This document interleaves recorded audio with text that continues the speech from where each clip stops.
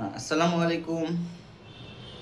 রক্ত তিন প্রকার কণিকা নিয়ে গঠিত: লোহিত রক্তকণিকা, শ্বেত রক্তকণিকা, অনুচক্রিকা। লোহিত রক্তকণিকা লোহিত রক্তকণিকা প্রতি ঘন মিলিমিটারে 45 থেকে 50 লক্ষ। এখন এখানে 45 লক্ষ হচ্ছে মহিলাদের এবং 50 লক্ষ হচ্ছে পুরুষের। এরপর উৎপত্তি স্থল: ভ্রূণ অবস্থায় উৎপত্তি স্থল ছিল আমাদের যকৃৎ এবং প্লীহা, কিন্তু পূর্ণাঙ্গ অবস্থায় আমাদের লাল অস্থিমজ্জা থেকে উৎপন্ন হয় লোহিত রক্তকণিকা। আর লোহিত রক্তকণিকার কাজ হচ্ছে অক্সিজেন এবং কার্বন ডাইঅক্সাইড বহন করা, আর সেকেন্ডারি কাজ হচ্ছে অম্ল ক্ষারের সমতা রক্ষা করা। তবে মূলত যে প্রধান কাজ হলো অক্সিজেন এবং কার্বন ডাইঅক্সাইড পরিবহন করা। আর লোহিত রক্তকণিকার গড় আয়ু বলতে আয়ুষ্কাল 120 দিন। আর এবার আসি শ্বেত রক্তকণিকা বা থ্রম্বোসাইট। শ্বেত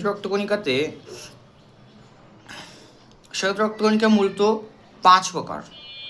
2 প্রকার হচ্ছে দানাযুক্ত, বাকি 3 প্রকার হচ্ছে দানাবিহীন। যে 2 প্রকার দানাযুক্ত সেগুলোকে বলা হচ্ছে মনোসাইট এবং লিম্ফোসাইট, আর যে 3 প্রকার দানাবিহীন সেগুলোকে বলে নিউট্রোফিল, ইউসিনোফিল এবং বেসোফিল। আমি একে একে সবগুলো ব্যাখ্যায় যাব। প্রথমত মনোসাইট হচ্ছে প্রতি ঘন মিলিমিটারে 300 থেকে 800টা বিদ্যমান থাকে। আর এর উৎপত্তি স্থল হচ্ছে প্লীহা লসিকা গ্রন্থি এবং লাল অস্থিমজ্জা। এর প্রধান কাজ হচ্ছে ফ্যাগোসাইটোসিস প্রক্রিয়ায় জীবাণু ধ্বংস করবে। এর আয়ুষ্কাল হচ্ছে 2 থেকে 5 দিন। এরপর আসি লিম্ফোসাইটের প্রতি ঘন মিলিমিটারে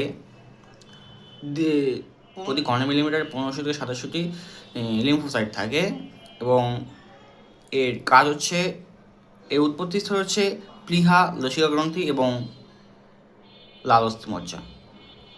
এর প্রধান কাজ হচ্ছে অ্যান্টিবডি তৈরি করে, আর এর গড়াই হচ্ছে 100 থেকে 120 দিন।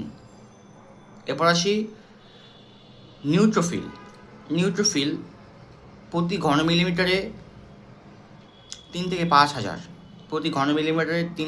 5,000 নিউট্রোফিল। তারপর এর উৎপত্তি স্থল হচ্ছে লাল অস্থিমজ্জা। আর এর প্রধান কাজ হচ্ছে ফ্যাগোসাইটোসিস প্রক্রিয়ায় জীবাণু ধ্বংস করে। আর এর গড় আয়ু বা আয়ুষ্কাল হচ্ছে 2 থেকে 5 দিন। এরপর আসি ইউসিনোফিল হচ্ছে 150 থেকে 400 প্রতি ঘন মিলিমিটারে 150 থেকে 400টা থাকে। এর উৎপত্তি স্থল হচ্ছে লাল অস্থিমজ্জা, এবং কাজ হচ্ছে লার্ভা ধ্বংস করে, কৃমির লার্ভা ধ্বংস করে এবং অ্যালার্জি প্রতিরোধ করে এবং কৃমির লার্ভা ধ্বংস করে। আর এর গড়াই হচ্ছে বা আয়ুষ্কাল হচ্ছে 8 থেকে 12 দিন হচ্ছে ইউসিনোফিলের আয়ুষ্কাল। আর থাকলো লাস্ট বেসোফিল হচ্ছে প্রতি ঘন মিলিমিটারে 25 থেকে 200 আর 25 থেকে 200 প্রতি ঘন মিলিমিটারে। এর কাজ হচ্ছে এর উৎপত্তি স্থল হচ্ছে লাল অস্থিমজ্জা। এই কাজ হচ্ছে হেপারিন নিঃসৃত করে রক্তকে রক্তবাহিকার মধ্যে জমাট বাঁধতে